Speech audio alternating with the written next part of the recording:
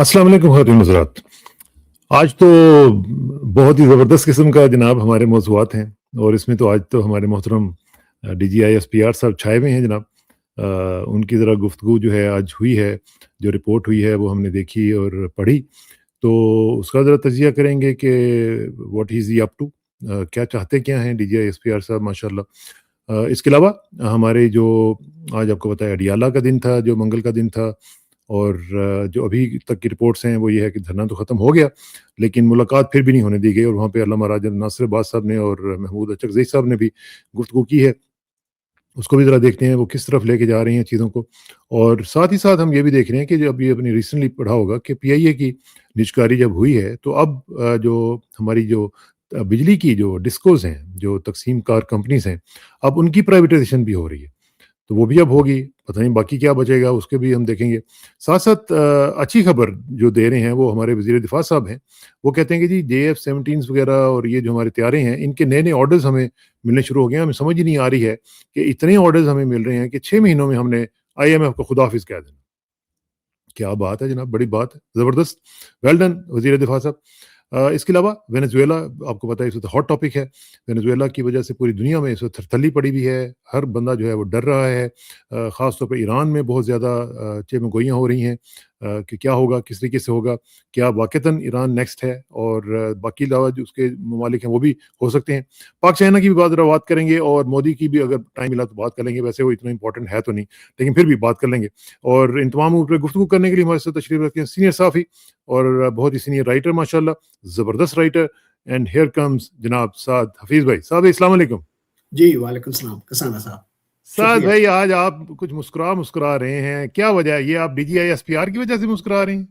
जी हाँ, मैं ये देखता हूँ कि मुझे एक मुल्क के अंदर एक फ़ौज है, फ़ौज का एक स्पोक्समैन है, वो सारे यानी कि नेटवर्क्स के ऊपर होता है, वो ऐसी-ऐसी बातें करता है जो उसके डोमेन में है ही नहीं, जो उसके एरिया में है ही नहीं। लेकिन ये दिखाता है कि पाकिस्तान में सिविलियन सुप्रीमेसी इस 3 साल के अंदर बिल्कुल 20 साल पीछे चली गई, 30 साल पीछे। हुँ, और ये अफ़सोस इस बात का होता है कि ये जो टोन इस्तेमाल करते हैं about senior politicians like Imran Khan, बहुत ही अफ़सोस की बात है कि अब पाकिस्तान ने प्रोग्रेस किया ही नहीं। क्योंकि इनका रोल ये है ही नहीं कि ये ऐसी बातें करें, ऐसा एजेंडा आउटलाइन करें और फिर पर्सनल अटैक्स भी साथ-साथ करते रहें। हुँ। लेकिन मैं वैसे अगर आप मुझे इजाज़त दें हाँ जी, और मुझे बिल्कुल। मेरी ऑडेसिटी की इजाज़त दें, जी, आपसे जी। इख्तिलाफ़ करूँगा, थोड़ी-सी जुर्अत करूँगा कि जी, जी। आपने कहा कि उनकी डोमेन नहीं है। मैं तो समझता हूँ कि उन्हीं की डोमेन है। देखिए ना, बाकियों की तो डोमेन है ही कोई नहीं। डोमेन तो है ही उनकी और वो अपनी डोमेन के मुताबिक और बड़े ज़बरदस्त तरीके से उस डोमेन पे गुफ्तगू करते हैं, because they are the ones who are doing it, they are the ones who are calling the shots. तो फिर डोमेन क्यों नहीं है उनकी? नहीं तो डोमेन को यूज़र्व कर लिया है ना कसाना साहब, इसकी बात कर रहा हूँ मैं तो। वो तो अब पिछले आपसे 78 साल इत्तेफ़ाक से करता हूँ। यूसर्व हुई भी है। वो तो हाँ पिछले जी। 78 साल से ऐसे ही चल रहा है ना जनाब। हाँ, चल रहा है लेकिन कम हो गई थी बीच के अंदर, कुछ हुँ, थोड़ा बहुत इमरान खान के ज़माने में, कुछ थोड़ा बहुत ज़ुल्फ़िकार अली भुट्टो के ज़माने में, बेनज़ीर भुट्टो के ज़माने में तो इतना नहीं, नवाज़ शरीफ के ज़माने में इतना नहीं, लेकिन थोड़ा बहुत कंट्रोल हो रहा था आर्म्ड फोर्सेस के ऊपर कि भई वो सियासी मामलात में दखल ना दें।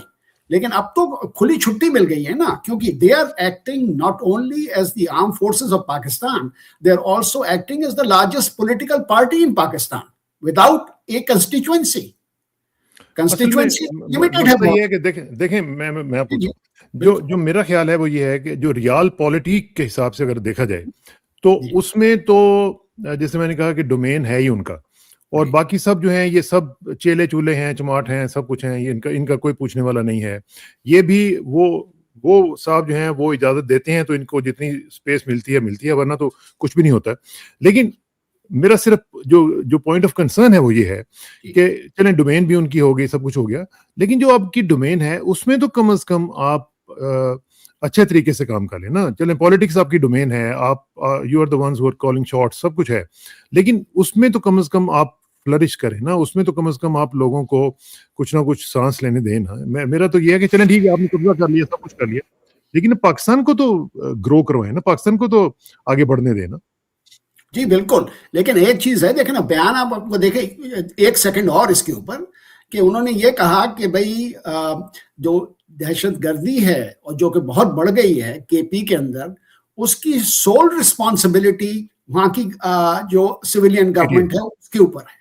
हाँ। उन्होंने ये कंडीशंस क्रिएट की हैं, और ये कंडीशंस आज क्रिएट नहीं हुई, ये जब से क्रिएट हुई, जब से इमरान खान ने वो पॉलिसी अडॉप्ट की थी, जो कि ये तालिबान ये वापस आ गए एंड सो ऑन, उसके ऊपर काफी डिबेट हो सकता है किसने कहा था कि कौन वापस लेके आया था, बाजवा लेके आए थे कि कोई और लेके आया था। But the point of the matter is कि ये डिस्टॉर्ट भी तो करते हैं ना फैक्ट्स को, और ठीक है, वो जो सिचुएशन है वो अपनी जगह है, लेकिन इस तरह मुल्क जैसे आप कह रहे हैं प्रोग्रेस नहीं कर सकते, क्योंकि मैंने जो रिसेंट आर्टिकल में भी लिखा कि जब तक कि ये डोमेस्टिक आपकी जो ये इंस्टेबिलिटी है ये जाएगी नहीं, तो आप कितनी भी कोशिश कर लें प्रोग्रेस करने की, आप नहीं कर पाएंगे।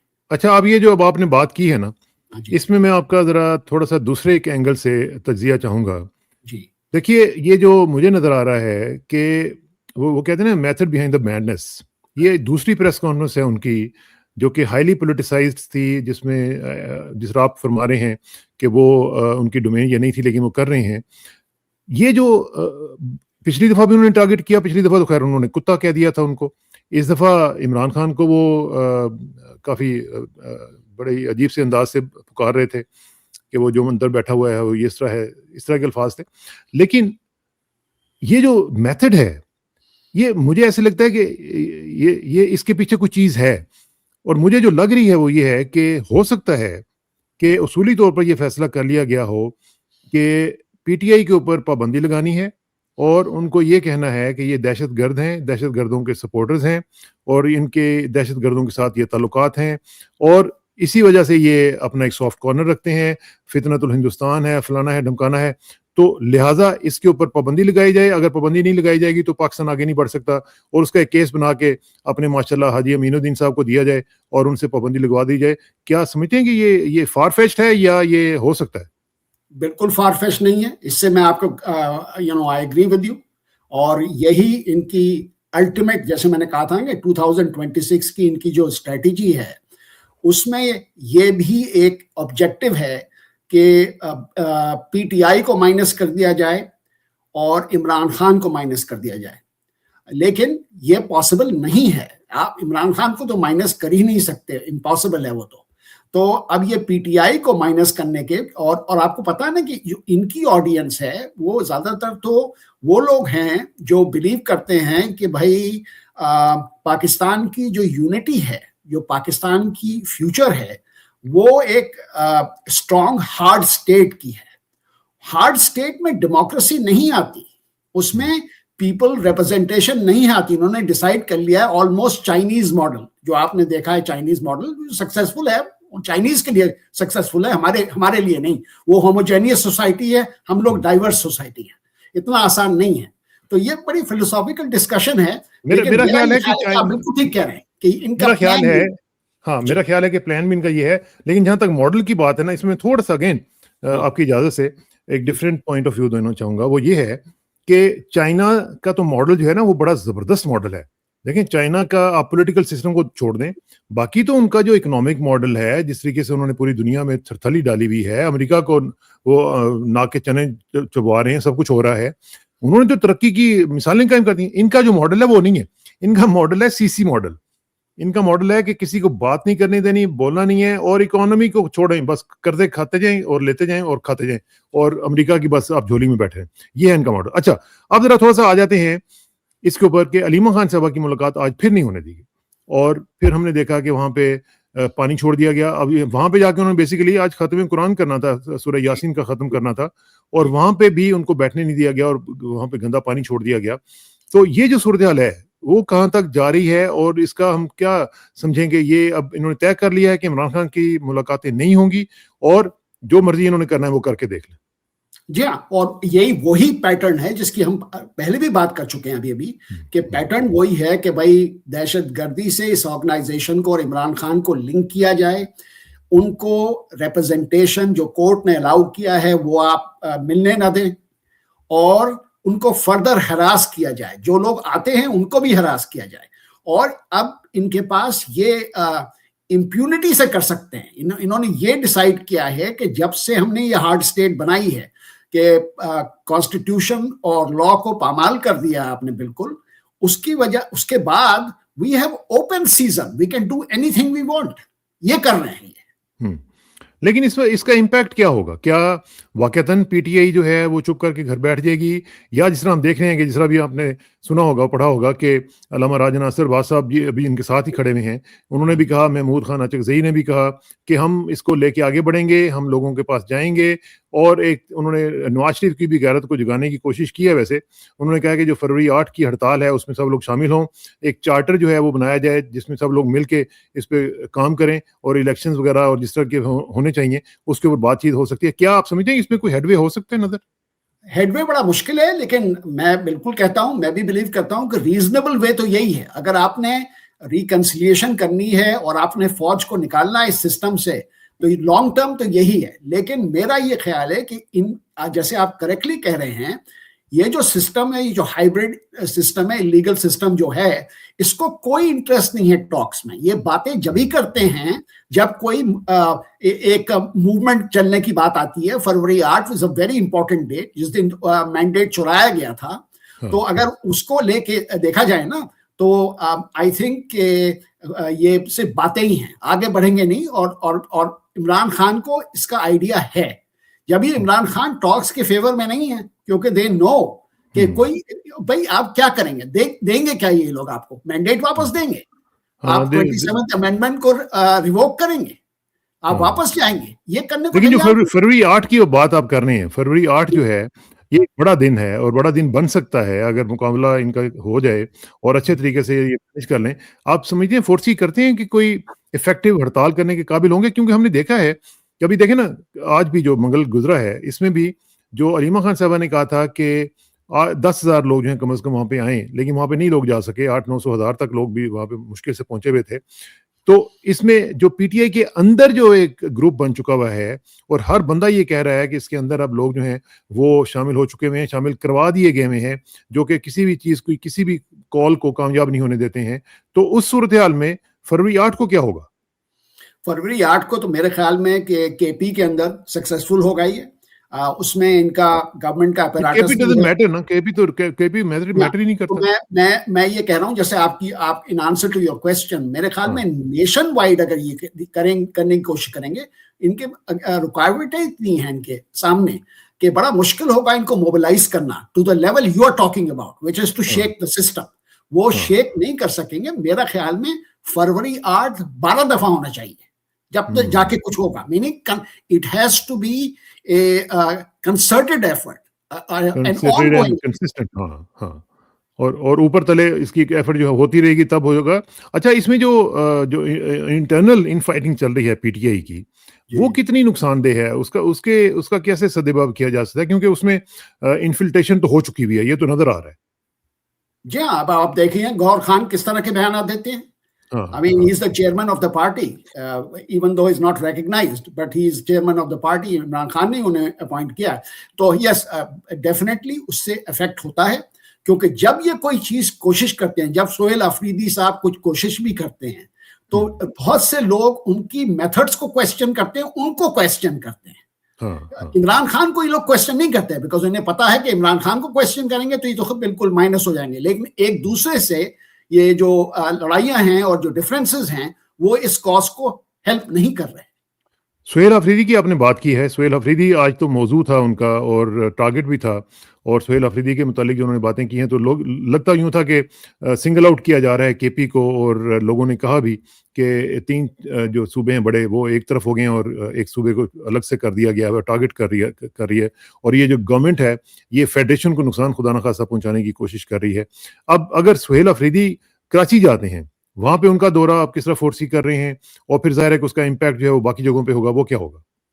मेरे ख्याल में जाना तो चाहिए इन्हें, क्योंकि कराची और सिंध तो बहुत इंपॉर्टेंट है, वहाँ इनको ज़रा सा डिफरेंट रिसेप्शन मिलेगा कंपेयर टू मरियम नवाज, क्योंकि वहाँ जो हैं वो जरदारी साहब जो हैं और उनकी जो अपराटस है वो बहुत ही डिफरेंटली डील करते हैं पॉलिटिकल मैटर्स के, वो हर एक के साथ बना के रखना चाहते हैं, तो इनको अच्छा रिसेप्शन वहाँ मिलेगा। अब ये कि वहाँ जाके कोई मेजर डेमोन्स्ट्रेशन या कोई ऐसी चीज़ ये कोशिश करेंगे तो वो तो मुश्किल हो गया, लेकिन आई थिंक ये रिसेप्शन वार्मर होगा सिंध के अंदर, वार्मर होगा। अगेन मेरी इसमें थोड़ी सी डिफरेंट है, मुझे लगता है वहाँ पे इनको शायद सरप्राइज मिले, और मुझे लगता है कि वहाँ पे भी कुछ ना कुछ होगा इनके साथ, क्योंकि देखिए जो पंजाब में करने वाले थे वो कराची में भी मौजूद हैं, तो इसलिए कराची में भी कंट्रोल जो है वो उन्हीं के पास होगा। लेट्स सी क्या होता है, हो सकता है अल्लाह करे कि आपकी कंट्रोल ट्रांसफर नहीं होगा किसी जगह भी, कंट्रोल अल्लाह करे कि आपकी जो खुशफहमी है वो अल्लाह करे कि वो उसी तरह ही हो, और मेरा अंदेशा जो है वो नाकाम हो। लेकिन ये है कि मुझे लगता है, क्योंकि मैं थोड़ा सा इनकी जो गेम्स हैं इनको थोड़ा सा देखता रहा हूँ, तो इसलिए मुझे पता है कि ये कुछ भी कर सकते हैं। अच्छा जी, आप जरा आगे बढ़ते हैं, और वो है पीआईए और इकोनॉमी और वो सारी चीजें आपके साथ रिलेट करती हैं। बिजली की जो डिस्कोज वगैरह हैं, जो तकसीम कार कंपनीज हैं, उनकी भी प्राइवेटाइजेशन हो गई है। पहले पीआईए की हुई, फिर आपने देखा कि जो नेशनल शिपिंग कॉर्पोरेशन है वो भी एनएलसी के पास चली गई, तो ये सब चीजें हो रही हैं। इंटरनेशनल कंपनीज पाकिस्तान से बाहर भाग रही हैं। तो ये जो सूरत हाल है, इसका डिसीजन जो आज प्राइम मिनिस्टर ने लिया है, उसका क्या इम्पैक्ट होगा और ये कितना नेगेटिव है पाकिस्तान की इकोनॉमी के लिए?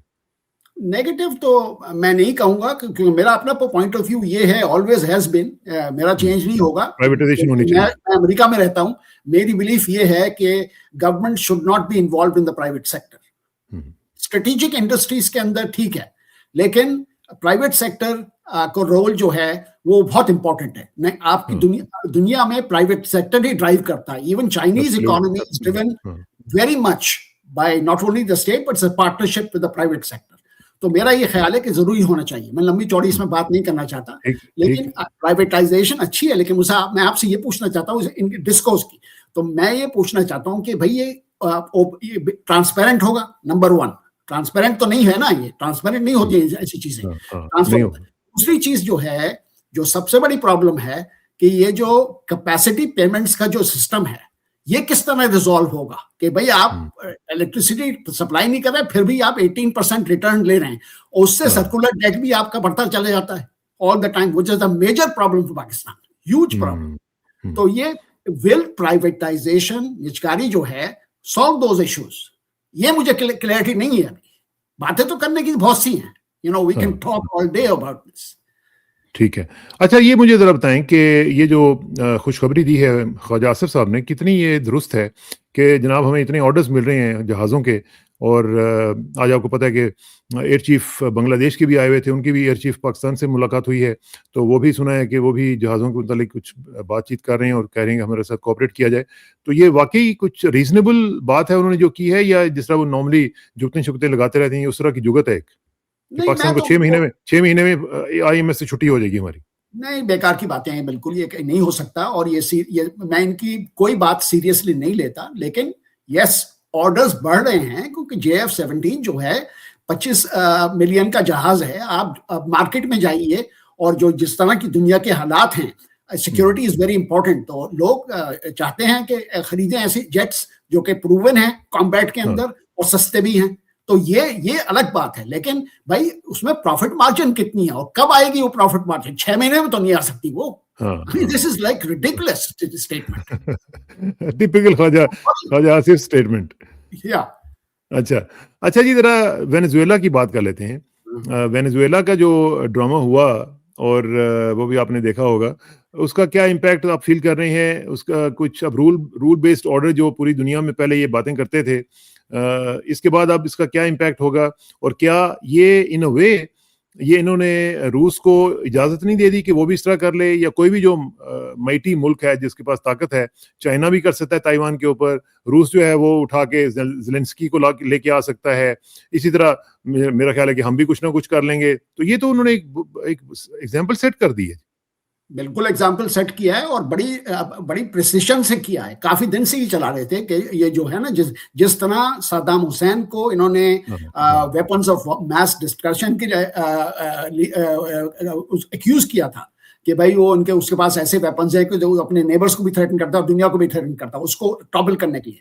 इसी हाँ। तरह इसे मदुरो को नार्को स्टेट बनाई उन्होंने पहले 6 महीने से चल रहा है ये कि भाई ये हाँ। नार्को स्टेट है, ये जो ड्रग सप्लाई करते हैं अमेरिका के बच्चे उससे इफेक्ट होते हैं, यहाँ बहुत होती है मिजरी होती है उसकी वजह से, एंड दे फाउंड अ वे। अब इन्होंने ये कुछ भी कर सकते हैं। अच्छा, एक चीज और है कसाना साहब, मैंने देखा नहीं आपके प्रीवियस प्रोग्राम्स, लेकिन ये तो इंटरनल जॉब था ना, ये ही वाज बिट्रेड, इंटरनल था, टोटली इंटरनल। और ये जो है ना कि ये जो चक्कर चल रहा है, अब जो है ऐसी रिजीम चेंज यहाँ आएगी कि जो सिस्टम है शावेज ने जो इस्टेब्लिश किया था, ये जो स्टेट ओन्ड सब चीज थी और हर चीजें थी, उसको ये ओवरटर्न करने की कोशिश करेंगे, प्राइवेटाइज करेंगे इसको, इंडस्ट्री को, स्पेशली ऑयल एंड गैस, वो बहुत इंपॉर्टेंट है। तो ये तो ऐसी सी चेंज लाना चाहते हैं, और इसने ठीक बात की थी ट्रंप ने कि basically we will run Venezuela.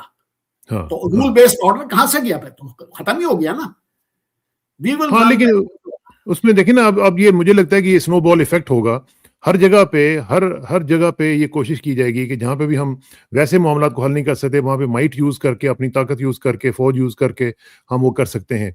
अब देखिएगा कि अमेरिका भी करेगा मजीद, इसराइल तो वैसे ही पहले भी करता रहा है, अब बाकी जो मालिक हैं वो भी इस तरह कर सकते हैं, और वो कहेंगे जी कि जब यूएन इसके ऊपर कुछ नहीं कर सका तो हमारे ऊपर की क्यों आप कर रहे हैं। भाई एक शार्प डिफरेंस और भी है, बिल्कुल कर सकते हैं और करेंगे, क्योंकि यूनाइटेड नेशंस तो अब बिल्कुल ही इनफेक्चुअल हो गई है, उसको तो काफी दिन से है। लेकिन अमेरिका के अंदर आपने देखा होगा कि ट्रंप कांग्रेस के पास भी नहीं गया to get approval for this operation. हाँ, हालांकि कांग्रेस ने आपको अथॉरिटी देनी होती है और सारे एक्सपेंसेस कांग्रेस ने देने होते हैं, तो वो भी इन्होंने नहीं किया। नहीं, और तो आप जो बात कर रहे हैं ये एक तरह की, अच्छा ये ऐसी ऑपरेशंस फेल भी हो सकती हैं। तो ये भी हमें आगे देखना पड़ेगा कि किसके पास इतनी ताकत है टू डू दिस सक्सेसफुली। हाँ, बिल्कुल सही बात है। अच्छा, ये जो शावेज के बाद और फिर ये आया मदुरो, इसके बाद जो अभी वाइस प्रेसिडेंट हैं, क्या अमेरिका इनको साथ सपोर्ट करेगा इनको, या ये अमेरिका की सपोर्ट करेंगी? क्या ये पहले से, जिस आपने कहा कि पहले से ये इनसाइड जॉब था, ये पहले से डिसाइड हो चुका है स्क्रिप्ट जिस तरह भी है कि जी हम आपको करेंगे, आपको क्रिटिसाइज भी करेंगे, लेकिन आपके साथ कोऑपरेट करेंगे, क्योंकि वहाँ की जो फौज है वो तो बिल्कुल ही निकम्मी फौज है और वो तो कुछ कर ही नहीं सकती है, वो सिर्फ बिजनेस करती है वहाँ पे, और वो बिल्कुल मोटे मोटे उनके जनरल्स हैं, उन्होंने तो लगता है कि अभी पेट इनका फटने वाला है। तो क्या ये मुकाबला कर सकते हैं इस तरह की सिचुएशन का? बिल्कुल नहीं कर सकते और ना करेंगे। और ये जो रोड्रिगेज हैं, जो लेडी जो हैं, ये प्रेसिडेंट डेल्सी, तो ये तो लॉयर हैं और पॉलिटिशियन हैं, तो सिविलियन हैं ये तो। और मेरा ये ख्याल है कि ये ट्रंप के साथ चलेंगी। अब प्रॉब्लम इनके साथ ये होगी कि इनको भी कोई इनकी टांग खींचने के लिए तैयार होगा, वहां जिस तरह का सिस्टम है।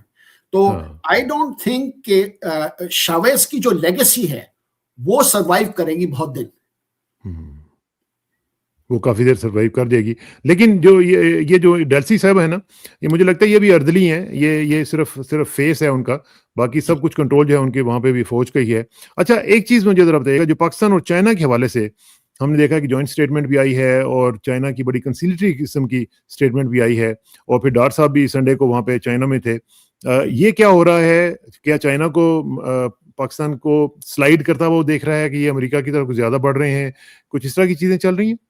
नहीं, इसमें कोई मुझे खास कोई चीज ऐसी नजर नहीं आती। मेरा ये ख्याल है कि चाइना रीइंफोर्स कर रहा है ये रिलेशनशिप, और पाकिस्तान रीइंफोर्स कर रहा है।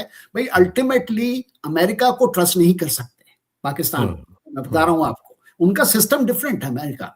सो जो टेस्टेड पार्टनरशिप है वो चाइना से है, और उसकी वजह से ये जरूरी है कि रीइंफोर्स किया जाए every once in a while. सही बात है। अच्छा, एक और चीज बड़ी इंपॉर्टेंट है, और वो है कि हमने देखा कि इंडिया के साथ जो ताल्लुकात हैं अमेरिका के, उनमें अभी तक कोई बेहतरी नहीं आ रही है, बल्कि मजीद ख़राब ही होते चले जा रहे हैं। अभी आपको पता है कि उन्होंने 100% टैरिफ का भी थ्रेट दे दिया उनको, और फिर साथ ही उन्होंने ये भी कहा कि जो ऑयल है वो आप अभी तक रशिया से खरीद रहे हैं। आज आपने देखा होगा कि इंडिया की तरफ से जो रिलायंस कंपनी है उनकी स्टेटमेंट आ गई थी कि हम तेल नहीं खरीद रहे हैं, और जो इस दफ़ा भी आप कह रहे हैं कि जहाज़ आ रहा है, हमारा कोई जहाज़ नहीं आ रहा रशिया से। तो इसका मतलब ये है कि मोदी खुद तो नहीं बात कर रहा, लेकिन अपनी कंपनी से ये कहलवा रहा है कि जी हमने रशिया से बिल्कुल बंद कर दिया सप्लाई, तो इसका मतलब है कि ये चिकन आउट कर गए हैं, ये बिल्कुल फारिग हो गए हैं मोदी साहब? बिल्कुल इनके ऊपर प्रेशर बहुत ज्यादा है, इंटरनल प्रेशर बहुत ज्यादा है। इंडिया की जो आपने देखा कि रुपये की भी स्लाइड हो रही है, और आप देख रहे हैं कि इकोनॉमिक कंडीशंस, ग्रोथ वो तो अपनी जगह है, वो बात की बात है, लेकिन ये टैरिफ्स आर हर्टिंग, इंडिया को हर्ट कर रहे हैं, तो he has to make an accommodation. तो मेरे ख्याल में इसी की लाइन है, ये कोशिश ये कर रहे हैं, लेकिन ट्रम्प साहब इज नॉट बाइंग इट, वो खरीद नहीं रहे ये नैरेटिव। हाँ, बल्कि उसने कहा है, ट्रम्प ने कहा है कि he is trying to make me happy. There you go. हाँ, उसने कहा कि वो उसको पता है कि I am not happy and he is trying to make me happy. तो अच्छा, अब ये साथ साथ एक और चीज भी है इंडिया के हवाले से कि इस वक्त बहुत ही बुरी हालत उनकी होगी भी है वाशिंगटन में एक जमाने में उनको बहुत ज्यादा एक्सेस हासिल थी। अब ये सूरत हाल होगी भी है कि फॉरेन मिनिस्टर जयशंकर के लिए, उनके सेक्रेटरी फॉरेन अफेयर्स के लिए मीटिंग्स करवाने के लिए लॉबिंग फर्म्स हायर कर रहे हैं।